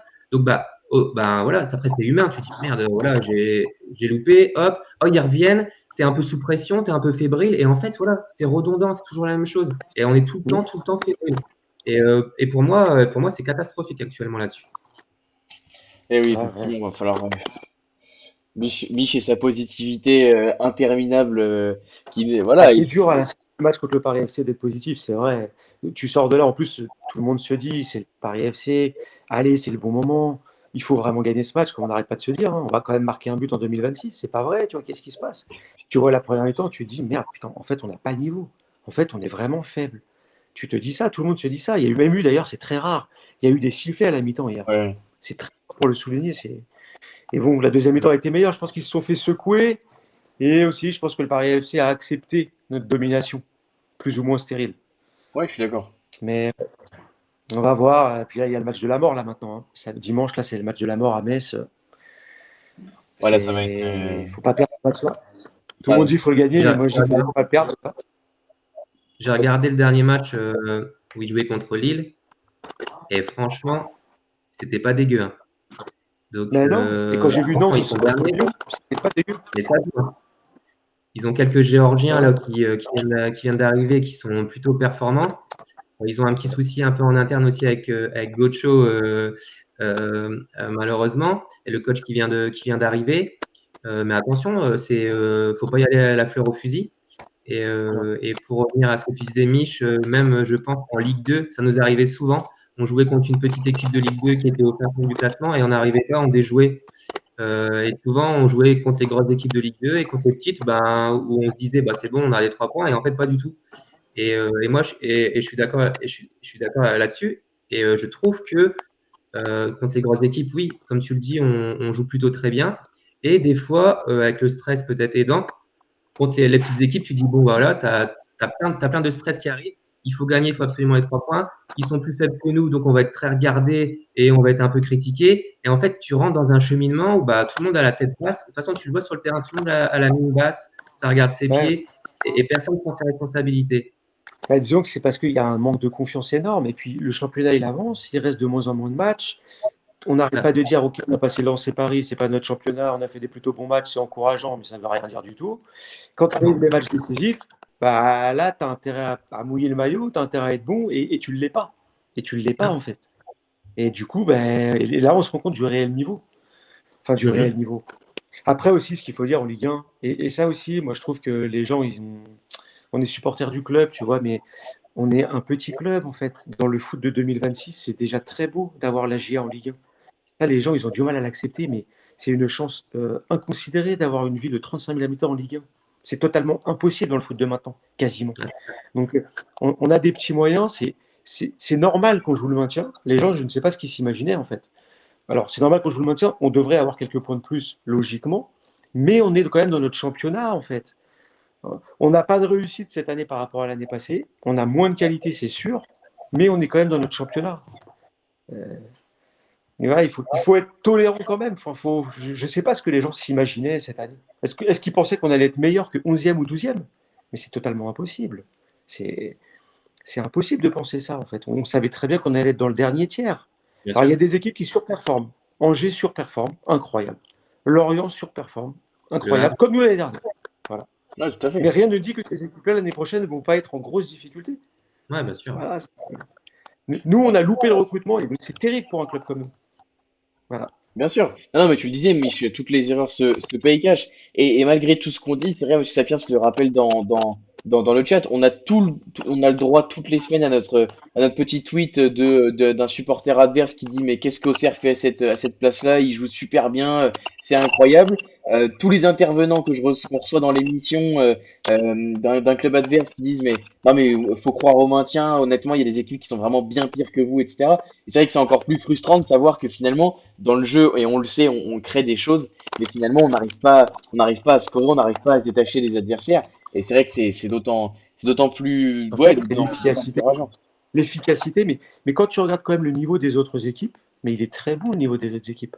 Est-ce que tu peux me citer une équipe qui est vraiment archi plus faible que nous? C'est Non. impossible. Tu vois, regardez le match de Metz qui était dernier. Ils ont fait Mhm. trembler Lille, en fait. Ils ont Bien sûr. battu Lens, d'ailleurs. Quand tu Ouais. regardes le match de Nantes, ils ont tapé 3 fois sur le poteau contre Lyon. Ils ont été gagnés à Marseille, par exemple. Donc, c'est vraiment des discours faciles que de dire ah, vous jouez très bien. En fait, on joue bien, mais on ne se procure pas d'occasion quand même. Non, on C'est est ça qui est stérile. terrible. Voilà, on est stérile. Ouais, On je suis pourrait d'accord. sur les coups de pied arrêtés, mais on n'est pas performant non plus, comme tu disais, sur les coups de pied C'est arrêtés. ça. Mm. C'est hyper important. Tu vois, Ouais, je m'étais fait un petit film en me disant on va tirer les corners à deux parce qu'on en a un peu marre des corners à deux, hein. Je m'étais dit on va faire le corner à deux faire avec Perrin pour la tête de Oko. Parfait. Bon, voilà. Perrin il est blessé, Perrin il n'est pas là et Oko il joue pas. Sur PlayStation, super. manager, Super, ça me permet de faire la transition, messieurs, avec les performances individuelles. On en a déjà quand même pas mal parlé, finalement, des joueurs qui ont fait un plutôt bon match. C'est vrai que c'est compliqué vraiment de ressortir des noms sur ce match-là, Mich, quand même. Ouais, bah je sortirais Dono parce que finalement il nous conserve le point du match nul. Mm. Dono et puis allez peut-être la défense quand même la défense. Alors c'est plus pas forcément sur ce match-là, mais sur les matchs retour, on a pris que 2 buts, tu vois, en 4 matchs. Et regardez, on est la deuxième meilleure défense du championnat. Donc ça veut dire quand même quelque chose. On montre une certaine solidité. On a pris un but contre Lens, un but contre Paris, voilà, 0 contre Toulouse qui enchaîne les buts. 0 aussi contre le Paris FC. Donc si on veut essayer de tirer, voilà, on est un peu plus solide défensivement. On peut aussi sortir Namasso parce que dès qu'il a le ballon, il se passe quelque chose. Il essaie de créer, il essaie de percuter un petit peu. À part ça, le reste sur le match d'hier a été moyen. J'arrive pas à ressortir d'autres joueurs qui m'ont vraiment plu, plus que ça, quoi. Ouais, non, non. J'attendais Koulibaly, j'étais content qu'il rentre à une demi-heure de la fin. Je me suis dit, il va avoir 30-35 minutes pour s'exprimer et je l'ai quasiment pas vu. Je l'ai quasiment pas vu. Donc ça m'a déçu parce que je pensais que ça pouvait être une arme offensive avec sa vitesse, sa percussion, mais malheureusement, non, il a pas montré ça hier. Dommage, Ouais, dommage, ouais. je suis d'accord avec toi, dommage, parce qu'en plus, c'est un joueur dont on attend quand même pas mal, Guillaume. Voilà, voilà, si tu veux parler un petit peu de Koulibaly et puis ensuite des joueurs qui t'ont plu, toi, côté AGA sur le match d'hier. Moi, je suis team Koulibaly à 100%. Pour moi, il a un peu de la veine justement de ce qu'a porté Perrin et Traoré la saison dernière. C'est-à-dire que c'est le seul joueur qui est capable, sur 2-3 mètres, de faire une différence grâce à sa vivacité. Et c'est ce qu'on faisait avec Traoré et Perrin, qui rentraient à l'intérieur et qui, avec leur technique et leur vivacité, pouvaient créer ce petit décalage, dribbler un joueur, ça ouvre une brèche pour un appel d'un autre joueur. Et pour moi, Koulibaly est capable de le faire. Alors, ok, il rentre à une demi-heure de la fin et ça faisait plaisir. Je te rejoins, Mich. Mais par contre, si tu regardes un petit peu les derniers matchs, ça faisait combien de temps qu'il n'avait pas joué? Donc, quel que soit le joueur, si tu n'as pas de temps de jeu, si une fois on te fait jouer piston droit, une fois on te fait jouer arrière droit, une fois on te fait jouer milieu offensif droit, et tu as une chance de jouer tous les 5-6 matchs, faut pas non plus. Tu peux prier si tu veux, hein, mais il n'y a pas de joueur qui va révolutionner le football en jouant aussi peu. Donc je pense que voilà, si on veut attendre quelque chose de Koulibaly, il faut le faire jouer. Et il faut le mettre titulaire contre Metz pour apporter. Attention, Metz sur les côtés, ça va très vite. Ils ont des joueurs très très rapides. Koulibaly pourrait nous faire du bien avec sa vivacité. Pour moi, il doit être titulaire. Et après, pour répondre à ta question, Elliot, je vais citer les mêmes noms que Mich. Je peux rajouter Si, qui pour moi est performant et il fait le travail de ce qu'on attend d'un arrière droit. Donc, pour moi, il est vraiment, vraiment, comme on en a parlé tout à l'heure, des centres, etc. Malheureusement, on manque de personnes dans la surface, mais ces centres sont toujours très, très dangereux. Et il n'est pas avare d'efforts. Et ça fait du bien pour un collectif d'avoir un mec comme ça qui va se battre. Il ne faut pas oublier que sur le couloir droit, il fait 80 mètres, il va apporter quelque chose. Il fait 80 mètres pour revenir. On ne se rend pas compte. Mais je pense qu'avec Namasso, c'était un des joueurs qui est le plus fatigué à la fin du match parce que ses efforts sont assez incroyables. Ouais, je te rejoins là-dessus, Guillaume. C'est vrai que la mine 6 c'est assez impressionnant quand même dans la débauche d'énergie, le coffre, la répétition des efforts. Après, sinon, je suis assez d'accord avec vous. Encore une fois, c'est difficile parce que dans cette équipe-là, ça fait plusieurs semaines que je le dis aussi, mais finalement, t'as presque envie de tirer sur personne tellement tu te rends compte qu'en fait, voilà, ça triche pas. C'est des joueurs qui ont leur qualité. Et le problème, c'est qu'on doit compter autant sur des joueurs avec peut-être un poil trop peu de qualité. Par exemple, Sinayoko, hier, voilà, techniquement, on trouve le Sinayoko limité techniquement, qui va commencer à partir dans des passements de jambes et qui va perdre le ballon. Il se crée son occasion là en deuxième mi-temps où il se décale sur la droite. En vrai, j'arrive même pas. Son crochet, enfin, c'est un peu caricatural, quoi. Le crochet complètement abusé sur la droite. Il arrive quand même à se trouver un chemin, à frapper. Et pour le coup, il met en danger Kevin Trapp, hein. Donc voilà, il se crée une occasion. Euh, C'est vrai qu'il mais doit faire mieux. Il peut faire mieux, en fait. voilà, c'est ça. Il Sur peut son faire mieux sur crochet, l'occasion. Il peut l'enrouler plutôt que de mettre une mine comme ça sur le gardien. oui, oui, Tu oui. vois, c'est le geste technique qu'il n'arrive pas à bien faire C'est correctement. ça. C'est ça. Il a l'opportunité, pourquoi pas la croiser à terre, pourquoi pas l'enrouler enfin, sur la droite. Voilà, il y a plein d'opportunités, mais après, dans le feu de l'action, ça va très très vite. Il arrive quand même à se frayer un chemin pour tirer alors qu'il y a deux joueurs qui arrivent Ouais. en taclant. Voilà, c'est juste je trouve Finalco est le bon.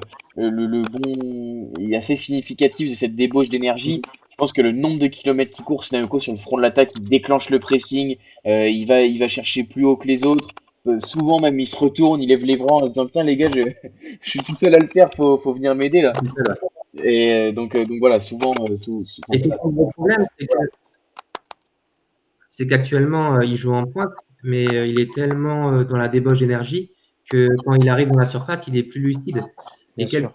Ouais, ça que joue aussi. soit le niveau auquel tu as joué au football, quand tu pars du rond central, quel que soit ton niveau, quand tu arrives dans la surface et que tu as fait 17 passements de jambes, tu as essayé de dribbler 3-4 joueurs, tu as joué avec ton corps, tu es plus lucide. Ouais, complètement, complètement, complètement. Ouais. C'est évidemment après il y a des difficultés pour aller chercher autre chose. Là, je suis d'accord avec toi là-dessus. Là-dessus, Guillaume, quand même, Julien qui souligne dans le chat, c'est vrai la qualité qu'a eu Clément Akpa pour choper les ballons de la tête. Et c'est vrai qu'il en a quand même chopé un paquet.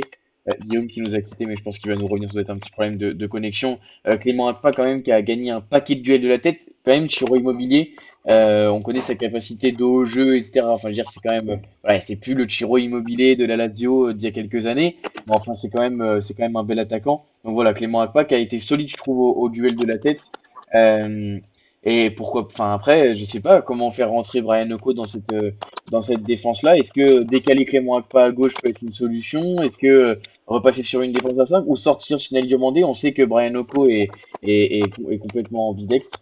Donc voilà, après ça, ce sera plutôt de l'animation. Mais non, non, Clément Akpa, moi je trouve qu'il a quand même été pas mauvais. Après, au milieu de terrain, j'ai trouvé Amada mieux que c'est contre Mhm. Lens où il sort à la mi-temps. Mich, tu vas me dire. Ou contre le PSG plutôt, je crois. Ouais, contre le PSG. Ouais, c'est ça, c'est contre Contre le le Paris PSG Saint-Germain. que Amada. Mais justement, contre Lens, c'était sa première titularisation. Et il sort Ouais. Il avait ensuite. failli marquer juste avant la mi-temps. Ouais, c'est vrai. C'est vrai qu'il Il il a eu frappe juste à l'occasion. côté du poteau. Et Et tu vois, quand même, pour reparler du mercato, bah, les deux meilleurs joueurs du match d'hier, c'est Si et Namasso, deux recrues. Donc, on oui, peut oui, quand oui, c'est même vrai. dire aussi que parfois, il y a des bons coups. C'est vrai. C'est vrai que sur ces deux profils-là, pour le coup, on s'est pas beaucoup trompé. Et notre cher directeur sportif ne s'est pas caché de dire que Laminski, c'était le seul recrutement qu'il avait fait sans aval du staff, sans aval de Christophe Ah Pellissier. ouais? Et que, ouais, il avait dit ça dans les Républicaines, que c'était le seul recrutement du mercato qu'il avait fait sans consulter qui que ce soit, parce qu'il avait reconnu l'opportunité de marché que ça représentait de pouvoir prendre Laminski Ok. gratuitement. Mais Bon, pour on le va coup, rendre à César ce qui lui appartient, hein, comme on dit. on peut pas reprocher que sur ce coup-là, bon, c'était une opportunité, effectivement. Ça relève Ouais. plutôt de la surprise que de la garantie. Mais enfin, la surprise est belle. Et la Mincy a pris la place à droite et ça va être compliqué de lui reprendre, honnêtement. Donc, euh, donc, Ouais. euh, donc voilà. C'est Euh, vrai que pourquoi pas, je sais pas si on pourrait passer sur une défense à 5 en mettant les trois, Diomandé, Akpa et Oko. Tu mets Mensa ou Odegaard sur le côté gauche, tu mets Si sur le côté droit, peut-être tu mets deux milieux de terrain, Danois et Lazouzi. Est-ce que tu repasserais comme ça avec trois joueurs devant? Ou alors tu fais un changement, tu fais sortir Akpa et tu mets Oko, ou tu fais sortir Diomandé, tu mets Oko? ouais, c'est On le vrai connaît, que. c'est vrai qu'on le connaît pas bien, hein. Non, non, non, c'est vrai que je trouve il a montré de belles choses. De ce que j'ai pu voir sur lui, il a l'air d'avoir des qualités. Brian Oko, ça a quand Ouais. même l'air d'être un central costaud au duel, de la tête, etc. Après, difficile de voir qui peut sortir. À la limite, Mensa et décaler Akpa sur la gauche, peut-être. Peut-être que ça Et peut tu être. crois qu'Akpa sur la gauche, en Ligue 2, il avait du mal quand il jouait à gauche parfois. Je Oui, sais oui, pas oui. s'il a les qualités pour jouer à gauche. Non, non, mais je suis C'est ça, ouais. d'accord. Je suis d'accord. Moi, je trouve qu'à chaque fois qu'il a joué à gauche. Vous m'entendez? Ouais, on t'entend, Guillaume, ouais. Ouais. Moi, Akpa, je reviens dessus parce que ça a coupé juste à ce moment-là. Je ne sais pas qui du chat en parlait sur son jeu de tête. Alors moi, je suis pas team Akpa, je suis désolé. Pour moi, il n'a pas de jeu de tête. Il avait Immobilier qui fait 1m44 au marquage. Si vous regardez bien, tout son jeu de tête, il ne prend pas de la tête, il prend de l'arrière de la tête, du cou, de l'épaule, parce qu'il se met juste derrière, mais il n'a pas de jeu de tête, Clément Akpa. Et toutes ses relances sont mauvaises. Et pourtant, Il y a eu quelques transversales il hier, nous c'est a vrai, quand même. aidés. Ça, c'est catastrophique. Des fois, Mensah le met derrière le long, la ligne de sortie et il balance des longs ballons devant comme si on avait Giroud. Mais on n'a pas Giroud. Ouais. Et du coup, ça ne sert à rien, c'est des ballons perdus. Akpa, pour l'instant, voilà, on est tombé sur un PFC assez faible. Il n'y a pas eu vraiment, à part en fin de match, quelques contres, mais qui n'a pas eu vraiment d'action offensive significative. Donc Akpa, voilà, est plutôt tranquille. Et le problème, c'est que quand on prend pas de but, les coachs ne changent pas leur défense. Ça Ouais, n'existe c'est pas. vrai. Mais je pense qu'il Donc, du va coup, quand même Oko, lancer Oko à un moment donné. Il va lui donner sa chance à Oko. alors, il va lui donner sa chance si on prend des buts ou si on a un blessé, un suspendu. Mais Ouais. tu verras que pour l'instant, il ne changera pas. Tant qu'on est à 0 but pris, si on fait des clean sheets, il ne changera pas sa défense. Parce qu'il n'y a aucun coach qui prend ce risque-là. Alors que pour moi, Ouais, ouais. intrinsèquement, Oko mange Akpa, quoi. Mais vraiment. Mais malheureusement, il ne changera pas. Donc Oko, bah, je pense, va cirer, s'il n'y a pas de blessure et pas de suspension, va cirer un petit peu le banc un peu longtemps, à part si Mensa sous-performe, lui qui est très très irrégulier. Et oui, comme vous le disiez, tu mets Akpa sur le côté, qui est son poste où il a été formé au FC Metz. Mais comme tu le dis, en Ligue 2, c'était pas incroyable. Bon, il n'avait pas cette expérience parce qu'il venait d'une saison en nationale à Orléans, je crois. Et donc voilà, on l'a mis, ça n'avait pas vraiment été ce qu'on voulait. Là, depuis, voilà, il est devenu international, etc. Il a pris un peu d'expérience. Peut-être que sur le côté gauche, il va assez vite. Ce serait mieux. Mais pour moi, il serait mieux sur le côté que dans l'axe, c'est certain. Ouais, je sais pas, c'est vrai que Akpa, ouais, sur le côté, moi je trouve qu'il avait eu du mal, même en latéral gauche, pas piston, mais même en latéral gauche à 4, que ce soit en Ligue 2, enfin ouais, je trouve il avait eu du mal. Après, on verra les choix du coach. Effectivement, ce serait Ouais. dommage de voir Oko rester sur le banc, sachant que ça a été la seule recrue payante sur ce mercato. Bon, ce serait intéressant de le voir jouer, voir ce qu'il peut apporter. Après, c'est bien déjà de l'avoir sécurisé sur le long terme. Je trouve que Mhm. je trouve que ça, pour le coup, c'est une bonne chose. Mais si on va pouvoir Bon, passer. Guillaume devrait être content quand même pour le match de Metz parce que je pense que Koulibaly devrait être titulaire avec l'absence de Namasso, de Fèvre. Là, si on lui donne pas sa chance, J'aimerais bien. ouais. Ou D'ailleurs, Je tu alors, pense vois, que c'est le moment. ça me fait penser à Namasso, tu vois, j'arrive pas à comprendre dans un club professionnel que Namasso soit suspendu bêtement comme ça. Il avait juste à prendre un carton jaune sur les derniers matchs du mois de décembre, Mhm. juste avant qu'il fasse la CAN. Il aurait purgé ces matchs-là, soit pour la Coupe de France, soit pour le match à Brest, où il n'était pas là. Et non, en fait, il n'a pas pris ce 5e carton jaune. Je comprends pas qu'on lui dise pas, ou même que lui, de lui-même, en fait, il n'ait pas cette espèce d'intelligence quand même de prendre ce carton jaune, en fait. Parce que c'est des détails, et là, en fait, il va être absent. Le meilleur joueur de l'équipe va être absent pour le match presque le plus important. eh oui. C'est terrible. C'est encore un détail supplémentaire, tu vois, dans cette gestion c'est facile de jouer avec les règles. Tu vois, par exemple, Abergel, il a fait ça. Abergel avec Lorient, il a pris un carton sur un match, et en fait, ça le suspendait pour un match de Coupe de France, pour le match de 32e de Coupe de France. Ouais, ouais. Voilà, le match qui a pris la France. Tu vois, c'est des petits détails comme ça, c'est dommage parce que dans une saison où il n'y a rien qui nous réussit quand même, hein, entre tous les poteaux qu'on a eus, les Ouais, blessures à répétition, les transferts ratés, se mettre une balle dans le pied tout seul comme ça, c'est dommage. ouais, je suis d'accord avec toi.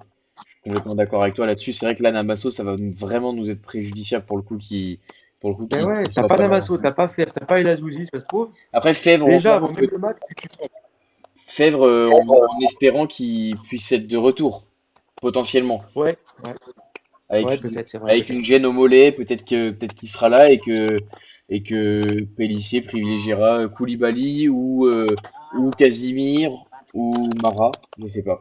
On verra bien. À mon avis, ce sera Casimir à droite, Sinayoko en pointe et Koulibaly, ouais, Koulibaly ça fait peut-être. quand même peur, ça fait quand même peur. Ou Yoko à gauche et Mara dans l'axe, c'est une Ouais, possibilité aussi. peut-être. On verra bien. On verra bien, messieurs. En T'as tout cas, on va encore pas. confiance en Mara? Vous avez encore confiance en Mara, quand même? En C'est fait, c'est c'est ça. difficile de lui faire confiance parce que je pense que lui a aucune confiance. Un Ouais, numéro 9 qui a pas marqué de la saison, enfin, c'est terrible. En vrai, c'est terrible comme saison pour lui. c'est terrible. Ouais. Après, voilà, il a Et dans sa vie perso aussi, intrinsèquement, tu le trouves, par exemple, intrinsèquement, tu trouves que c'est un bon joueur? il avait performé à Bordeaux à l'époque. Il y avait eu même Ouais. un petit buzz médiatique, c'est pourquoi il était parti aussi en Angleterre. Je pense que ça peut être un bon finisseur et lui est bon de la tête. Et c'est surtout un point d'ancrage. Il a mis pas mal de buts de la tête. Oui, C'est oui, un non, point je te crois, d'ancrage. parce que j'ai tellement de pas de souvenirs de buts qu'il a marqué que. Ah oui, Auxerre, ouais, c'est sûr. Mais Saint-Étienne. Mais du coup, lui Ah, au moins, il compte pas celui-là. il se positionne dans la surface au moins. Tu vois? Et il aura moins Ouais, tendance à venir le chercher le ballon très très bas. Donc ça te laisse une possibilité d'appel, comme on disait tout à l'heure, ouais. et de mangeur d'espace qui pourrait libérer plus d'espace à Namaso et Sinayoko, qui eux sont face à un mur à chaque match. Mm. Juste dans l'étirement du bloc, Peut-être qu'on va le relancer. Peut-être qu'on va le relancer. J'espère. Hein. J'espère qu'on va le relancer, qu'il va nous surprendre. sur Metz, tu es obligé de le relancer. Hein, parce que comme tu dis, il y a trop d'absence devant. Ouais. Parce que même si Casimir à droite, Koulibaly à gauche et puis Sina dans l'axe.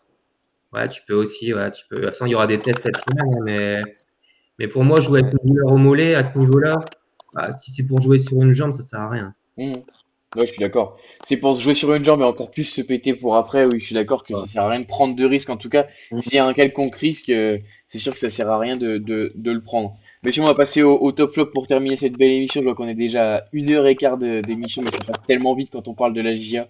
Ça passe tellement vite. On va pouvoir passer au top flop. N'hésitez pas dans le chat à nous donner vos tops, vos flops pour ce match-là. Je vous rappelle, ça peut être un joueur, mais ça peut être n'importe quoi voilà, autour du match, tant que ça a un rapport, on va dire, avec ce match-là. Monsieur Guillaume, je sais pas lequel de vous deux veut démarrer pour donner son top flop brièvement. Je sais pas si. Vas-y. On avait dit, j'avais dit Dono. J'avais dit Dono sur ce match-là. Ouais. Puis j'avais dit la défense, qui n'avait pas pris de but depuis 4 matchs, à peu près, qui était deuxième défense du championnat sur les matchs retour. Puis allez, on va donner un coup de chapeau encore aux supporters qui, en fin de match, ont vraiment montré leur attachement au club, à l'équipe. C'est beau. Je veux dire, tu vois un petit peu les incidents qu'il y a eu à Metz, tu vois comment ça se passe à Nantes, tu vois comment ça peut se passer dans d'autres clubs quand ça va pas bien. Même des fois quand ça va bien, enfin, quand ils sont dans les 5-10 premiers, bah, il y a quand même des embrouilles avec les supporters. Nous, je veux dire, on est sur une série de 5 matchs sans marquer. Avant ça, il y avait une série de 4 matchs sans marquer. On a gagné 3 fois sur 21. C'est très poussif et on chante encore en fait. Et les ultras chantent encore pour les joueurs. Voilà, coup de chapeau à eux. On le dit tout le temps, mais vraiment, coup de chapeau. Carrément, carrément. Non, je te rejoins là-dessus. Pas de flop, Mich, c'est pas dans ta nature. Toi, t'es trop optimiste. Le flop, c'est l'animation offensive. Le flop, c'est de ne pas réussir à avoir fait Perrin, que j'attendais tellement, qui aurait tellement déstabilisé les défenses adverses. Donc, pour moi, je ne vais pas ressortir un joueur. Ça ne sert à rien d'enfoncer un joueur un peu plus. L'animation offensive, quoi, le manque de créativité. On va rester là-dessus. Ouais, ok, ça me va, ça va. Je suis d'accord avec toi. Je pense que tout le monde sera d'accord avec toi. Guillaume, si t'as eu le temps de réfléchir à ton top flop sur ce match-là. Je vais commencer par le négatif pour finir sur le positif. Mais on l'a dit, pour moi, c'est l'animation. On cherche à marquer, on n'arrive pas à marquer. Et comme je l'ai dit tout à l'heure, quand tu joues avec 4 défenseurs et 3 milieux défensifs, il ne faut pas avoir fait maths sup pour comprendre que c'est difficile d'aller dans la surface adverse. Donc pour moi, le bas blesse de ce côté. Donc pour moi, c'est vraiment le flop. Comme Mich, je ne vais pas tirer sur quelqu'un en particulier, puisque voilà, on va quand même chercher ce point du match nul. Et surtout, c'est collectivement qu'on arrivera à se sauver. Et ça, c'est hyper important. Sur le top, ouais, je suis d'accord, c'est les supporters. Et de toute façon, ça s'est vite ressenti, puisque dans les 10 dernières minutes, vraiment, personnellement, j'ai cru qu'on allait marquer. On s'est créé des occasions. Il y a eu, dans les 10 dernières minutes, un petit dédoublement avec Koulibaly ici, avec quelques centres. On a eu le filet qui a tremblé sur une tête juste au-dessus. Quelques corners en fin de match. D'habitude, c'était des corners pour les équipes adverses en fin de match. Là, c'est nous qui avons poussé. Et on a entendu les chants. Du coup, moi, j'étais devant ma télé et ça s'entendait fort. Et vraiment, ils poussaient. Et ça faisait vraiment plaisir. Personnellement, j'ai aimé aussi les banderoles. C'est positif, hein, mais pour moi, il fallait lancer les deux sujets et que médiatiquement, voilà, ça s'entende, en tout cas, ça se lise. Mais pour moi, c'était important. Donc, c'est toujours par rapport aux supporters. Et bizarrement, parce que moi qui suis un petit peu contre l'arbitrage depuis X années, moi, on n'a pas parlé, mais j'ai apprécié l'arbitrage de Monsieur Le Texier, qui laisse beaucoup jouer. Et je trouvais qu'on manquait de roublardise et qu'on était un petit peu naïf ces derniers mois, parce que les équipes adverses, voilà, sur le moindre contact, tombaient par terre, et si contact il y a. Et à chaque fois, on se prenait des fautes comme ça, parce que hop, une petite simulation, hop, ça tombait. Et le Texier n'est pas du tout sur ce plan-là, et a laissé beaucoup jouer. Et je trouve que ça a apporté quand même du dynamisme à ce match qui en manquait cruellement. Et du coup, c'était moins haché. Et j'ai apprécié quand même son arbitrage. Donc, ouais, pour moi, c'était positif. Ouais, le Texier qui est assez reconnu, hein. Je crois que c'est Kebal et Lopez, justement du PFC, qui était sur le plateau Ligue 1 Plus, pas ce week-end, mais le week-end d'avant, après avoir arraché le point du nul face à l'OM. Et on leur a posé la question justement de qui est-ce qu'ils trouvaient être le meilleur arbitre de Ligue 1. Ils ont répondu le Texier, mais vraiment de très très loin dans sa capacité à contrôler les matchs et à laisser le jeu se dérouler. Franchement, c'est vrai que ça a été plutôt agréable hier. Pour terminer, je vais donner mon top flop dans cette très longue et très intéressante émission. Euh, sur le flop, moi, j'irais sur Namasso à Metz, qui va vraiment nous manquer dans sa capacité à tenir le ballon. C'est le seul pour moi qui a la qualité technique dans les petits espaces, pouvoir orienter, pouvoir dicter un peu le tempo. Je trouve que c'est le seul qui a la capacité à le faire. Et donc, ça va vraiment nous manquer dans le match le plus important de la saison pour le moment. Euh, pour le top, j'en aurais deux. Le premier, c'est voilà les supporters, l'atmosphère autour du club, la capacité, je trouve, euh, c'est pas facile.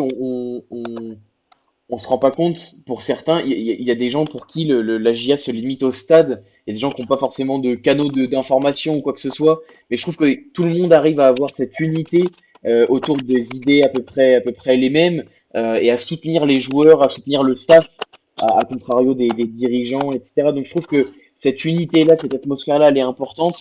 Et puis la deuxième, bah, en vrai, c'est l'émission parce que c'est compliqué dans ces temps difficiles de trouver la motivation, etc. Mais quand je vois qu'il y a du monde pour discuter, ce soir ça a été hyper actif dans le chat, l'émission elle est longue, il est assez tard, il y a encore plein de gens, c'est actif, ça bouge, et je trouve que c'est un beau moteur de notre communauté. Enfin, c'est plutôt un bon indicateur. Voilà, les gens sont là et la phase est compliquée, et j'ai connu des phases compliquées et où pour l'émission c'était très compliqué. Et là, la phase est compliquée, les gens sont là, les gens viennent, les gens passent leur temps à discuter d'un match qui a été quand même pas très attrayant, hein, si je peux me permettre. Donc voilà, ça je trouve que c'est positif. Merci à vous de répondre présent. Et d'ailleurs le compte Insta dont j'ai parlé début janvier va être bientôt lancé. Je suis en train de terminer de peaufiner les différents, enfin les contenus qui vont arriver. Et voilà, comme ça va permettre d'élargir un peu le cercle, d'élargir la communauté. Parce que le but, bah, vous le savez, moi, c'est discuter avec le plus de personnes possible, avec des personnes toujours bienveillantes à l'image de Guillaume et Mich ce soir et à l'image de tous les intervenants qui passent dans l'émission. J'essaye de les sélectionner aux petits oignons. Donc voilà, non, merci à vous dans le chat, c'est toujours un plaisir de discuter. Et puis voilà, moi c'était mes tops pour ce soir. C'était. Bah, merci à toi, Elliot. On en profite aussi, c'est grâce à toi, c'est toi qui initie ça. Tu invites des personnes qui sont passionnées, j'imagine, tous par la GIA. Eh oui. On est tous passionnés voilà, par le club, on aime le club, on soutient le club. C'est vrai qu'on est un peu tous malheureux en ce moment. Mais il y a une belle communauté, il y a beaucoup de gens, on va dire, mesurés, avec qui on peut discuter. Ouais. Il n'y a pas forcément toujours des insultes, tu vois. Chacun amène ses arguments, chacun a ses idées, mais toujours dans le respect, donc c'est vachement bien. C'est bien. Et puis voilà, ça nous rassemble, donc c'est top. Non, mais c'est vrai que j'ai la chance de pouvoir profiter de cette belle communauté quand même. En nombre limité, mais en amour et en bienveillance, je crois que hein, c'est à peu près illimité. Donc ça, c'est vraiment cool. Voilà, messieurs, je crois on a à peu près fait le tour. On va pouvoir clôturer cette très belle émission encore. À part si vous avez quelque chose à rajouter, mais pour moi, ce sera tout ce soir. Je vous remercie évidemment, On pourrait Mich. parler longtemps, hein. On Ah bah pourrait oui, parler longtemps de ah la bah GIA. oui. Ouais. Bon, Évidemment. est-ce qu'on va marquer à Metz? Est-ce qu'on va marquer à Metz ou pas? Guillaume, on Oui, marque à Metz ou pas? oui, on marque. 0-1 Koulibaly Je vais tout croiser. 87e? Je vais tout croiser. Non, l'important là vraiment, c'est la phrase bateau, mais l'important c'est les 3 points. Et même un but contre son camp, moi personnellement, je prends. On en marque deux. Moi, je suis plus prudent. Je dis, j'aurais tendance à dire, l'important, c'est de ne pas perdre. Parce que si on Ah, perd là, Oui, oui, ouais. si on oui, perd oui. là, on est au fond du trou. En Oui, fait, on va aussi commencer à apprécier certains clubs qui vont jouer contre Metz, Nantes et un petit peu au-dessus aussi. Bizarrement, tu vas commencer un peu à les suivre parce que bah, ces matchs-là sont aussi importants. Et là, je vois le match de Le Havre et quand tu vois que bah, l'équipe adverse prend un rouge, non. Et en fait, c'est des Ah, détails c'est comme marrant ça. que tu dis ça. C'est marrant que tu dis ça parce que de plus en plus, je suis sous pression quand je regarde les matchs de Metz et de Nantes. Ouais, C'est c'est ça. terrible. J'ai l'impression que c'est la GIA qui joue 3 fois en fait, et je me dis, quand j'ai vu Lyon prendre le rouge, j'étais au resto, je regardais le match un peu. Je me dis, c'est pas possible, il reste une demi-heure à jouer. Ils vont pousser, ils tapent le poteau, tout. Parce que je voudrais surtout pas qu'il y ait un écart qui se creuse et qu'on soit lâché en fait.